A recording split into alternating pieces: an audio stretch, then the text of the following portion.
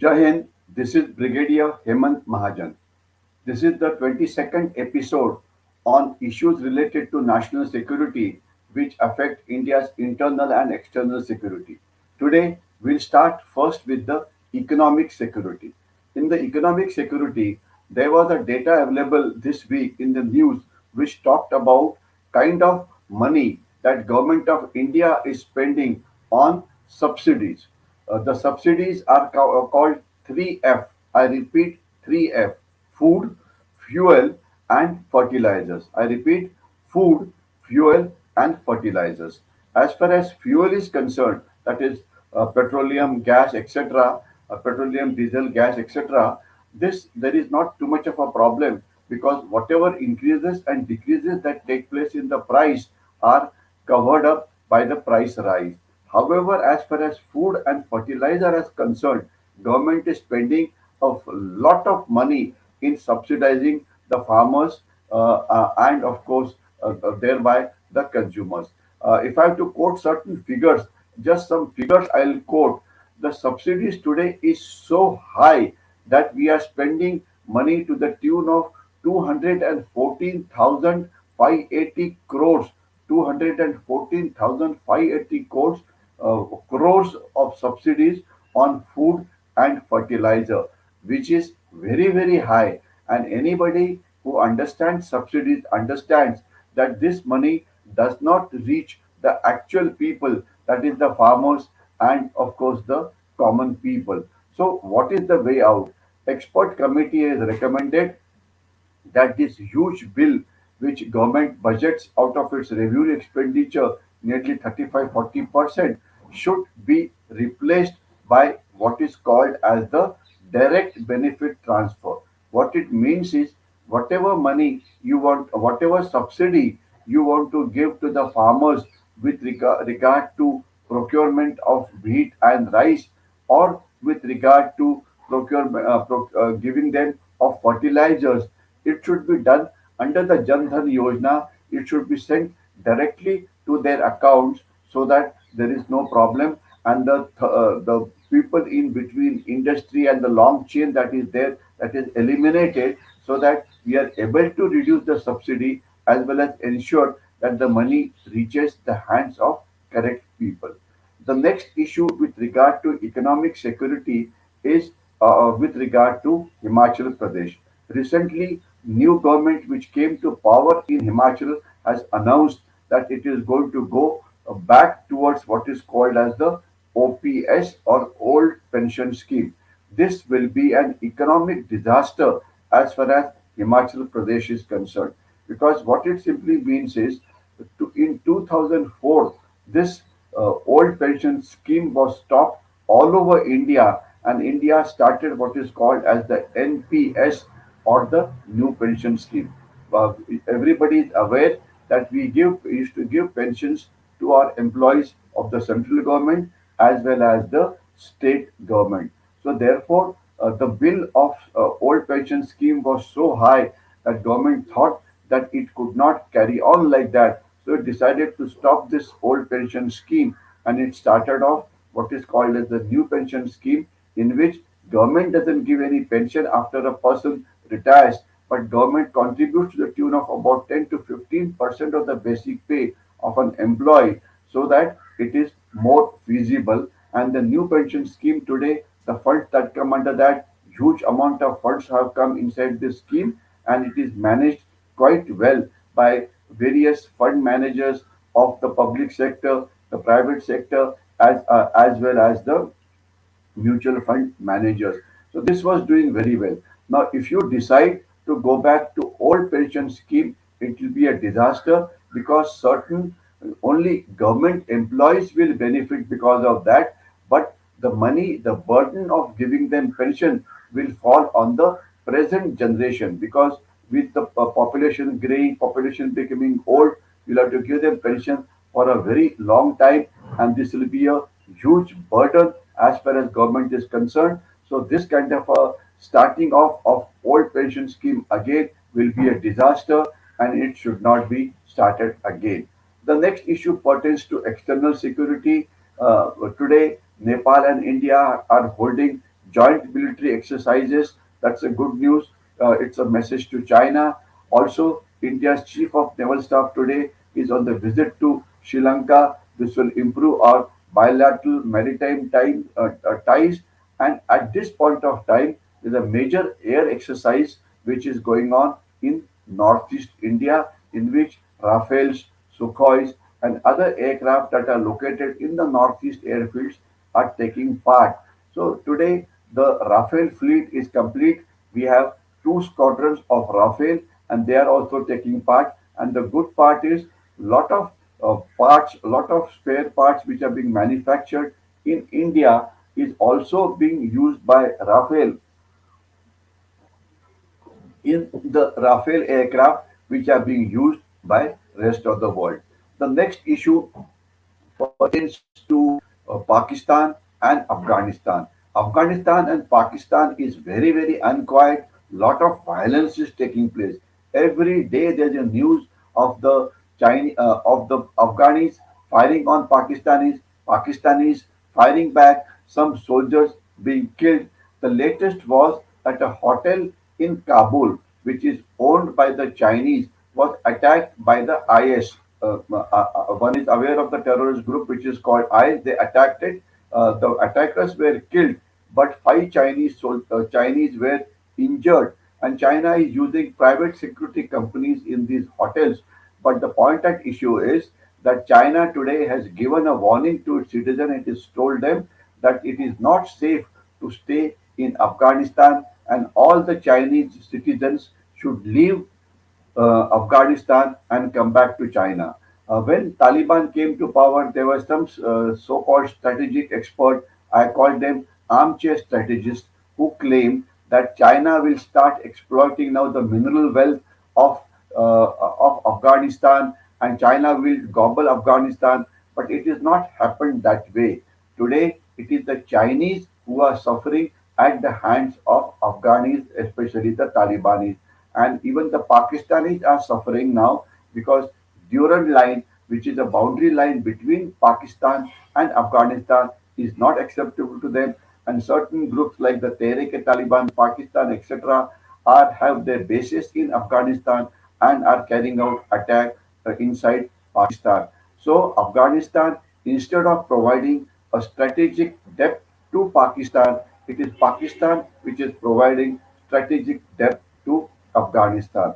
So large amount of casualties are being suffered by the Pakistani army and the Pakistani paramilitary forces. Now, the next issue is with regard to corruption in the Pakistani army.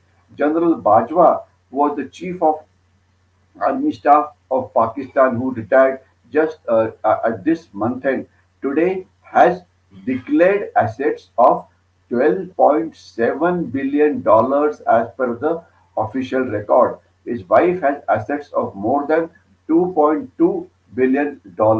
How did he get so much of money? Pakistani army today is one of the most corrupt armies in the world, and they are really ruining Pakistan's economy and therefore creating problems for a common Pakistani. The next issue is with regard to China's influence on Pakistan. China has made Pakistan its economic slave. I repeat, its economic slave. Pakistan today is so much dependent on China that it simply cannot do without it. And as per the China index, which was prepared by a think tank based in Taiwan, they said that 82 countries are highly dependent on China, and Pakistan today is one of the most dependent country. It has got a number one rank as far as dependence on China is concerned. Just for everybody's information, number two is Cambodia, number three is Singapore, and then there are Central Asian republics like Kyrgyzstan and Tajikistan who are also heavily dependent on China. We can call them as their economic slaves. So Pakistan today is in deep trouble. China is giving them even more help than what the International Monetary Fund is giving. However, this is not such a bad news as it appears to be. It's a good news from India's perspective, simply because whatever help which China is giving to Pakistan is going down the drains. It is going into the pockets of corrupt politicians. It is going into the pockets of corrupt bureaucracy, and of course the Pakistani army. The Pakistan citizen is not benefiting because of this kind of an aid. And not only that, more than 17 to 18 billion dollars of money that China is invested in China Pakistan economic corridor is more or less a waste because it is a wasteful expenditure even as far as China is concerned because it's of simply no use to anybody, not to China. China can't use it because of many reasons. Pakistan is not able to use it because it doesn't require roads. So therefore, it's a complete waste of money as far as China is concerned. And China has invested almost 6.5 to 7 trillion dollars of money in Pakistan, in various countries on projects which are called as One Belt, One Road or Belt and Road Initiative. All that money has gone waste, and even China is suffering. Today, Chinese economy is at an all-time low. China's technological sector is under deep stress. China's real estate sector has collapsed, and China's following of zero COVID policy has ensured that China's economic growth today is on one of the lowest. As far as we are concerned, it's a good news because the Indian economy is prospering and that gives time to India to catch up with China as far as comprehensive national power is concerned. The next news is a good news. Kalyani, with help of Rafael, have built what is called as an air defense system. It is called MRSAM air defense system. It has been jointly been developed by them with help of Rafael, and this is now available to the Indian Army, and they are going to involve lot of small private and public sector units in this. So this is another feather cap as far as Atmanirbhar Bharat Abhiyan is concerned. The next issue pertains to Agni 5 ballistic missile. This missile was test fired about 3 days back. It's a nuclear capable missile with a range of over 5,000 kilometers, and it gives a significant boost to India's strategic deterrence. Now, what has been happening is India has been steadily been enhancing its overall military might in last couple of years, and it has carried out a successful test of number of missiles. We have a BrahMos missile which can be fired from a ship. We have a BrahMos missile which can be fired from Sukhoi aircraft. The extended ranges are being developed. So therefore, anti-shipping missile version is available. Anti missile that can be fired from air is available. So our missile program today is doing extremely well, and we need to be proud of our DRDO scientists. The next issue is with regard to India-China face-off in Arunachal Pradesh, because in the news in Yangtze, 4 to 500 Chinese tried to intrude, but they were given a good beating by the Indian army. China tried to downplay this incidents.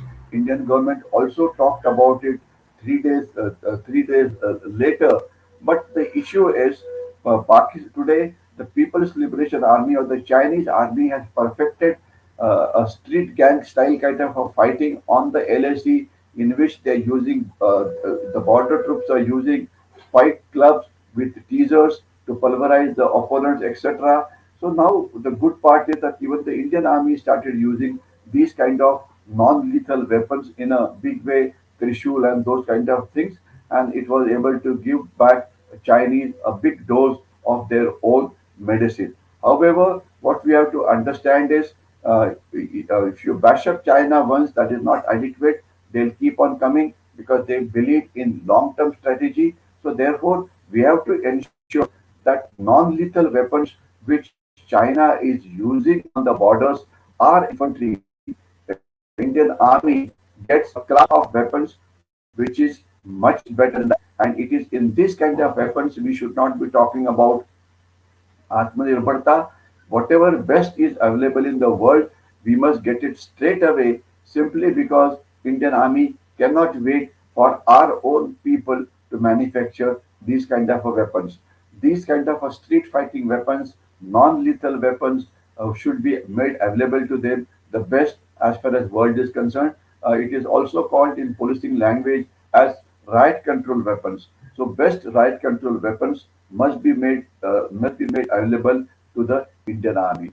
China will continue to create problems for India because it treats India as an enemy, and it thinks that India is the only country which is capable of challenging them. So we have to be prepared for the worst. However, we are in the month of December. There is no scope of any war taking place during these winters. One or two politicians were saying that the Chinese are preparing for war. That is all humbug. China simply cannot fight a war in Himalayas in the month of December and January. So one can rest at ease on that issue. However, China will continue to create problems as far as multi-domain war is concerned. It will carry out cyber attacks on you as it was done on All Indian Institute of Medical Sciences. It will carry out help the Nakshals or the Maoists in central part of the India. It will help Pakistan to send drugs with the help of drones in Punjab and make Punjab youth drug addict. Then it will also try to revive the Northeast insurgency. It will try and create problems for you at world forums. It will not let you, let's say, declare Hafiz Saeed as the world terrorist, etc. So therefore, we have to ensure that we are ready for a multi-domain war with us, a multi-domain war with China. But the most important thing that we need to do is reduce import dependence on China. We have been trying to reduce the gap between exports that come from China and things that we export to them. This gap of Chinese imports vis-a-vis exports is simply not decreasing; it is only increasing. So, Government of India had done a study group which recommended that non-essential things should not be imported from China. Only essential things should be imported. However, the implementation is not up to the mark. We need to ensure that in next 1 to 2 years we are able to reduce our dependence on Chinese goods as much as possible. The last point on today's agenda is China has been threatening Bhutan because of aligning with India. India gives a lot of assistance in areas such as hydropower, trade, education, socio-economic development to Bhutan, and India also provides a market to Bhutan's export, especially with respect to hydroelectricity. So therefore, energy security of India is well looked after by various dams that India is trying to build on various rivers in Bhutan. So therefore, Bhutan and India are a good friend. However, China is trying to finger them simply because it did not like the way Bhutan supported India during the crisis which took place on called as the Doklam crisis, which took place on the Tri Junction, and also recently when Bhutan talked against China. So therefore, the multiple challenges are there to India's national security, and we have been able to meet most of them head on, and therefore ensure that our national security is protected. However, this is going to be a long-term affair, and we have to be ready as far as full China's all kinds of multi-domain war. Let us hope that we prepare in earnest as far as this war is concerned. I'll stop here. Jai Hind.